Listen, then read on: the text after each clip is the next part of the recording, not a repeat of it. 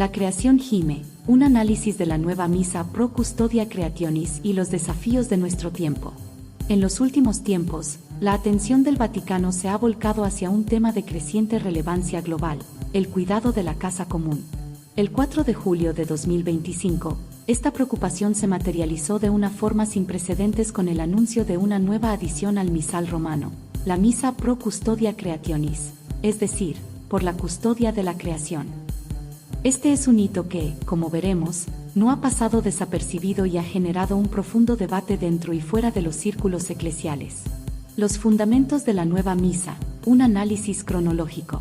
El anuncio de la misa Pro Custodia Creationis se realizó mediante una conferencia de prensa convocada por el Vaticano. La intención, según lo expresado, es ofrecer un nuevo formulario litúrgico dedicado al cuidado del planeta. Esta iniciativa se enmarca en un contexto de creciente énfasis en la ecología por parte de Roma, una línea que ha sido constante desde la publicación de la encíclica Laudato Si, en 2015, y que se ha visto reflejada en diversos eventos.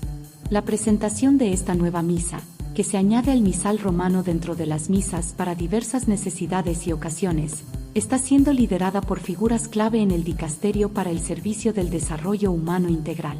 Se ha especificado que el objetivo es ofrecer un apoyo litúrgico y espiritual para que los fieles tomen conciencia de la importancia de cuidar la creación, reconociéndola como un don de Dios. Esta novedad litúrgica ha despertado preocupaciones significativas. La primera de ellas es que esta misa está dedicada a la creación, y no directamente a su creador. Esta distinción, sutil para algunos, es fundamental para otros, quienes se preguntan si el foco de la liturgia se está desviando. Se plantea si es realmente necesaria una nueva misa de este tipo en un momento en que el sentido de lo sagrado parece desintegrarse y las iglesias experimentan un vaciamiento. Además, una de las restricciones más notables que acompañan a esta nueva misa Pro Custodia Creationis es que no se permitirá celebrarla según el rito tradicional, el llamado Vetus Ordo. Este punto ha añadido una capa de controversia y frustración para un sector de los fieles. La discusión sobre la misa Pro Custodia Creationis se ha entrelazado con revelaciones sobre el informe secreto que supuestamente justificaba las restricciones a la misa tradicional impuestas por el documento Traditionis Custodes. Se ha revelado que dicho informe indicaba lo contrario de lo que se afirmó públicamente. La mayoría de los obispos estaban satisfechos con la situación previa y advertían contra cualquier modificación. Esto ha llevado a acusaciones de que se manipuló la verdad sobre la encuesta a los obispos para imponer restricciones a la misa tradicional, generando la percepción de una injusticia y un acto divisorio. Se argumenta que no es la misa tradicional la que divide a la Iglesia, sino las decisiones y mentiras que la restringen. Otro punto de preocupación reside en la posible incorporación de elementos que, según algunos, podrían desviar el centro de la liturgia de Cristo. Se teme la introducción de simbolismos que, aunque puedan parecer contextuales, terminen por diluir la centralidad del sacrificio eucarístico. El temor es que esta nueva misa se convierta en otro experimento que, en lugar de fortalecer, diluya la fe y la sacralidad, similar a las críticas que algunos han dirigido a los cambios introducidos con la misa nueva de Pablo VI, que, aunque mantuvo bases fundamentales, se percibió por muchos como una pérdida de la tradición, el latín y el canto gregoriano. En definitiva, la nueva misa Pro Custodia Creationis se presenta como una expresión litúrgica de la preocupación por la ecología integral. No obstante, su implementación y las circunstancias que la rodean han provocado un intenso debate sobre la orientación de la Iglesia, la justicia hacia las distintas expresiones de la fe y el mantenimiento de la sacralidad de la liturgia en un mundo en constante cambio. La pregunta central es, ¿cómo honrar a la creación sin perder de vista a su creador? Un eco en el tiempo, Solari Parravicini y la crisis del átomo. Ahora bien, esta situación en la Iglesia y en el mundo nos invita a una reflexión más profunda, y es aquí donde encontramos una sorprendente resonancia con las profecías de Benjamín Solari Parravicini, el Nostradamus argentino. En una de sus psicografías, él advirtió: el átomo llegará a dominar el mundo será atomizado y quedará ciego. Caerán tormentas ocasionadas por las incursiones del hombre en la atmósfera, nuevas enfermedades, trastoque de sexos, locura colectiva, dislate total. El mundo oscurecerá. Analicemos esta psicografía en relación con lo que hemos discutido y la realidad actual. El átomo llegará a dominar el mundo será atomizado y quedará ciego. Esta frase resuena con el desarrollo tecnológico y científico sin precedentes.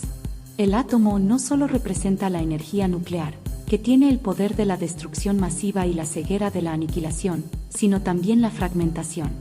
Nuestro mundo está atomizado por la información, las redes sociales, la individualización extrema, perdiendo una visión de conjunto, una ceguera moral y espiritual que nos impide ver las consecuencias de nuestras acciones. Estamos tan enfocados en lo micro, en lo individual, en lo tecnológico, que quedamos ciegos a las verdades trascendentales y a la interconexión de todo. Caerán tormentas ocasionadas por las incursiones del hombre en la atmósfera. Aquí la conexión es directa y escalofriante. Las incursiones del hombre en la atmósfera se refieren claramente a la contaminación, la emisión de gases de efecto invernadero y todas las acciones que alteran el equilibrio climático. Las tormentas que caerán son las catástrofes climáticas que presenciamos hoy con mayor frecuencia e intensidad: sequías extremas, inundaciones devastadoras, huracanes más potentes, olas de calor sin precedentes. Solarì Parravicini predijo con asombrosa precisión el cambio climático y sus consecuencias, directamente relacionadas con las acciones humanas, es decir, con nuestro pecado ecológico colectivo. Nuevas enfermedades, trastoque de sexos, locura colectiva, dislate total. Esta parte nos habla de un desorden más amplio. Las nuevas enfermedades son una realidad constante, con la aparición de virus y patógenos que desafían la ciencia. El trastoque de sexos puede interpretarse no solo como un cambio en las identidades de género y en la visión tradicional de la familia, sino también como una confusión generalizada sobre la esencia y el propósito del ser humano. La locura colectiva y el dislate total describen un estado de confusión moral, social y espiritual, donde la razón y los valores tradicionales se pierden, y las decisiones colectivas parecen carecer de un anclaje sólido. En este dislate, las acciones que dañan la creación son a menudo vistas como progreso o necesidad económica, sin una reflexión profunda sobre sus implicaciones a largo plazo. El mundo oscurecerá. Esta frase final es la síntesis de todo.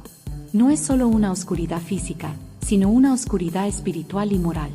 El oscurecimiento del mundo es el resultado de la ceguera, las tormentas, las enfermedades y el dislate. Es la pérdida de la luz de la verdad, de la fe y de la esperanza. El llamado urgente de la Virgen María y el camino hacia las calamidades. Esta relación entre las acciones humanas y las consecuencias catastróficas encuentra un eco profundo en los mensajes de la Santísima Virgen María a lo largo de la historia en sus diversas apariciones, muchas de ellas reconocidas por la Iglesia.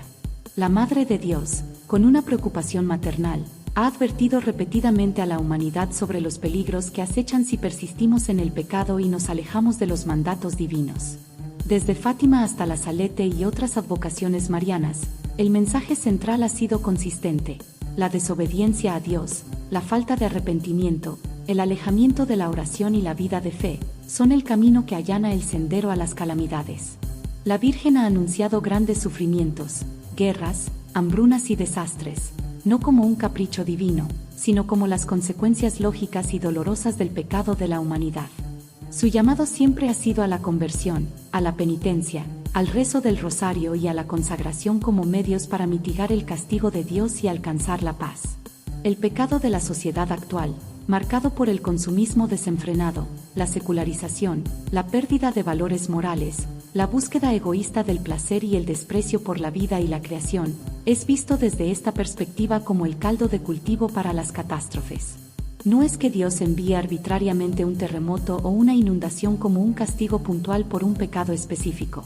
Más bien, es la acumulación del desorden moral y espiritual del hombre, su ruptura con Dios y con el orden natural, lo que conduce a un desequilibrio que se manifiesta en el mundo que habitamos. El pecado ecológico es una manifestación clara de este desorden, donde la avaricia y la irresponsabilidad humana explotan la creación de Dios hasta el punto de generar las tormentas de las que hablaba Solarì Parravicini.